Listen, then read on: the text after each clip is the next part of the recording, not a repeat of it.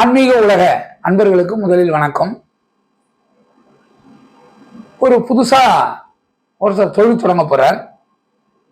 எந்த மாதிரியான ஒரு அலுவலகத்தை தேர்ந்தெடுக்கணும்? ஒரு வாடகை வீட்டிலே இருக்கக்கூடியவங்க அந்த வீடை காலி பண்ணிட்டு புதுசா ஒரு வாடகை வீடு பார்க்க போறாங்க. எந்த மாதிரியான வீட்டை செலக்ட் பண்ணணும்?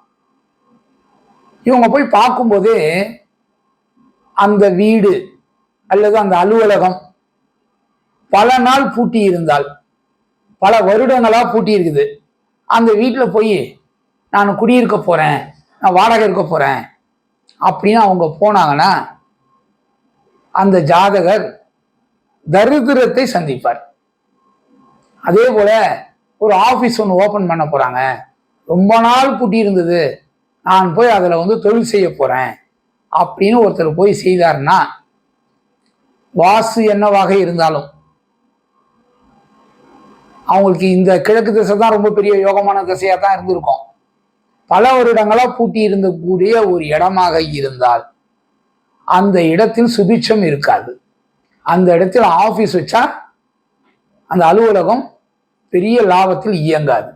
அதே போல ஒரு வீடாக இருந்து பல நாள் பூட்டி இருந்த வீட்டை ஒருவர் போய் வாழ போறாரு அப்படின்னா அந்த வீட்லையும் சுபிட்சம் இருக்காது. அதனால இந்த மாதிரியான விஷயங்களை நீங்க தவிர்த்து கொள்வது ரொம்ப ரொம்ப நல்லது.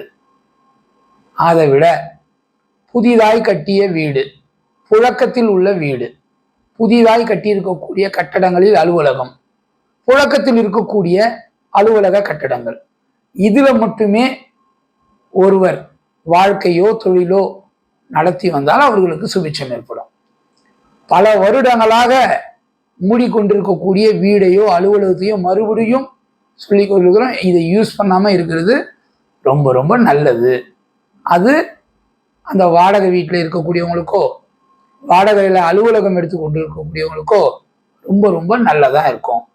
பல நாள் மூடி இருந்தா அது ஏன் மூடப்பட்டது, ஏன் பல நாள் மூடப்பட்டது, ஏன் அந்த இடம் சுபிட்சமா இல்லை அப்படின்றத நினைவுல கொள்ளுங்க.